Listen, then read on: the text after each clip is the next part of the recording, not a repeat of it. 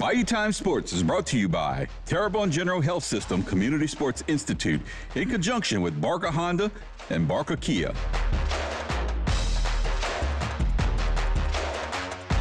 It seems like just yesterday we started the high school football season, but it is coming to an end this Saturday as we have all the dome games. That'll be Thursday through Saturday. We want to sort of recap what happened in the semifinals in all of our divisions in the state of Louisiana. First, let's take a look at Division I non-select. On the two sides of the bracket, you had Ruston and Neville, who everybody expected to be in the state championship. Didn't turn out that way, folks. Ruston did do their part. They got by Zachary, a very stubborn 13th seeded Zachary team, 21-17. I hear that was a heck of a ball game. But on the other side, Ouachita Parish came up and surprised Neville. That is number 14, Ouachita Parish. Here's the mind blower. Zachary, Ouachita Parish, and Neville are all in the same district. Can you imagine that? Of the final four teams, three of them in Division I non-select were all in the same division. So your state championship matchup will be number 1 Ruston taking on number 14 Ouachita Parish. I bet you Ruston really is looking out for Ouachita Parish. By the way, when they played early in this year, that game was under 7 points. So that'll be a good one. That will be Saturday in the Dome at noon. Let's go to Division I Select. In Division I Select, everybody expected Carr to be there. They will be there, although they had a tough one. As a matter of fact, Catholic of Baton Rouge was going in to score a touchdown late in that game to tie it up. And the young man from Catholic Baton Rouge was fighting for yardage at the end of a terrific run, and the ball came loose. Carr falls on it, seals the deal. They win 17-10.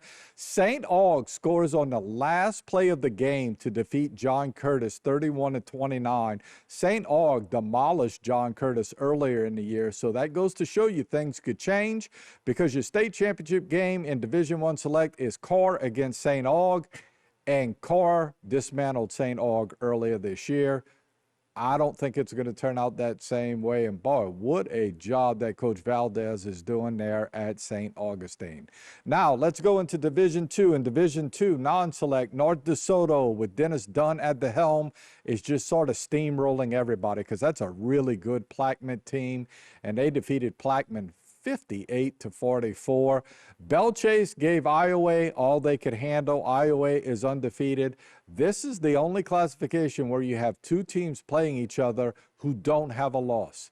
North DeSoto and Iowa don't have a loss all year long. I would be very surprised if North DeSoto doesn't come up the victor in that game. They will play Friday at noon, so that is during school time, quite honestly.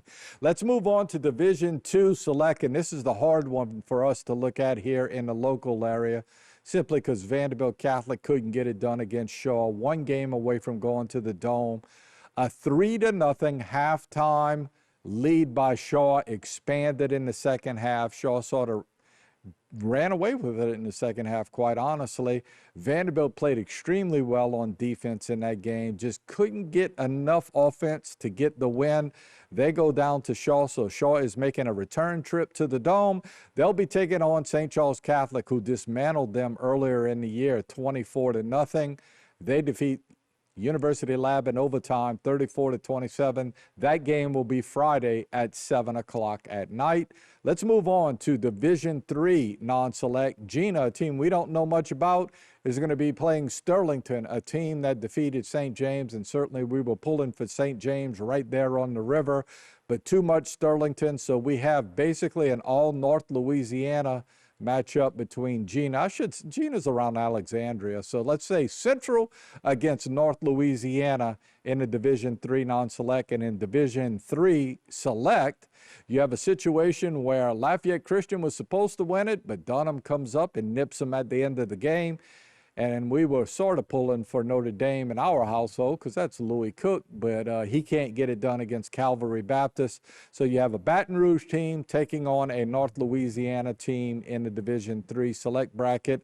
And finally, in Division IV non-select, Haynesville's there every year, and they're there again. They're really good, folks. I think they could play with anybody in any division.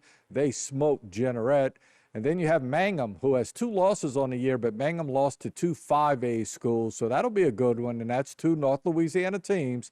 Haynesville against Mangum coming in to play in the Dome. That's going to be Thursday at noon.